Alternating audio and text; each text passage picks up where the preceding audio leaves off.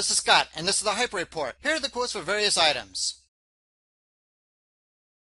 First, Silk World Order. Gone are the days of unchallenged U.S. domination. The bringing together of the BRICS and the Shanghai Cooperation Organization International Summit and UFA Russia likely spells the end of the U.S. dollar and the Bretton Woods Agreement and marks the start of the Silk World Order.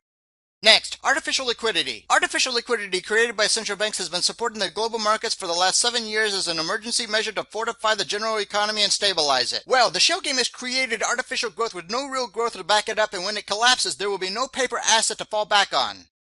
Next, political enemies. Judicial Watch released documents showing collusion between the IRS, Department of Injustice, and the FBI in intentionally targeting Obama's enemies. In addition, the IRS document confirms that the IRS illegally supplied the FBI with 21 disks containing 1.25 million pages of taxpayer records. According to Judicial Watch President Tom Fenton, these new documents show that the Obama IRS scandal is also an Obama DOJ and FBI scandal.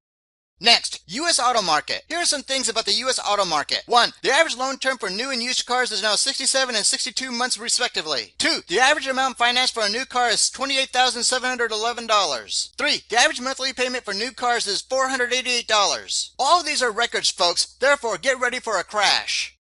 Next, federal vaccine legislation. A new bill labeled Vaccinate All Children Act of 2015 is written to take away all religious and philosophical exemptions, or in other words, require every school-age child to get vaccinated whether you like it or not. If a state does not comply, that state would lose access to federal money in which the government borrows more than it takes in. So, with the majority of people believing that states should opt out of programs that they do not agree with, what is the downside for a state refusing to go along again?